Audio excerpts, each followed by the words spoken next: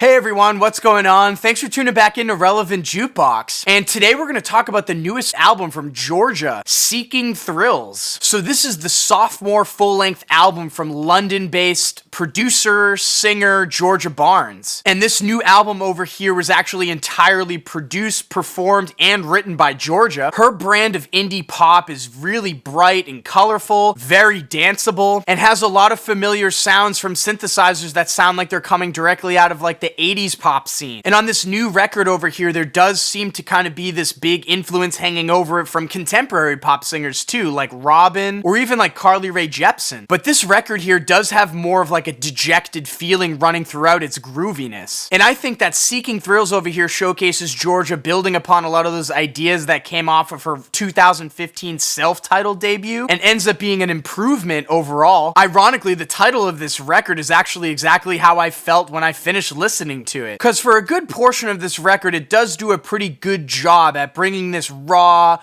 uplifting kind of energy that you'd feel if you were out in the dance floor waving your arms up in the air like they're doing on the cover. But for me, this lightning in a bottle type moment that you kind of feel only happens on a couple of these tracks, honestly. The opening cut on this record started out, for me, is actually one of the most lackluster on the whole album. She does hit a pretty fluid and mellow type groove on here, but to kick this record off, I feel like it's lacking a lot of the energy that the rest of the album presents and ends up coming off kind of flat and pretty forgettable. The next three tracks are really solid and hit you with some pretty sticky hooks, especially on the track 24 Hours, which is easily my favorite on this whole record. I'm loving the infectious chorus on this one with those really chunky, kind of bright synthesizer spurts that come in. The track Mellow that actually features Shy Girl is also a pretty interesting one in this album. It certainly sticks out amongst all the other tracks in its tone, and it is one of the more aggressive cuts on the album, but ends up basically being a Shy Girl track. The beat is pretty cool when it drops, and Shy Girl does give a pretty awesome feature on here, but after repeat listens, this track just kind of feels very repetitive and honestly flat. The beat on here just kind of stays in its own lane and doesn't really evolve into much. It could have probably used a beat switch up, I think. I think the track Feel It, that's in the middle of this record, actually has the best introduction of all the tracks on the album. It has this almost like end of the world rave party kind of feeling to it, like you get off of like an early Grimes cut. But once this intro plays itself out, the following parts on the verses just don't really feel like they match up to the intensity level and the expectation that the introduction of the track sounds like. And for some reason, Georgia's vocal performances on this track just kind of feel off. The track Ray Guns on here stuck out as being one of my favorites towards the back half as well. This one sounds very MIA inspired, and it has a really catchy chorus on it with this huge like fuzzy bass that comes through and these like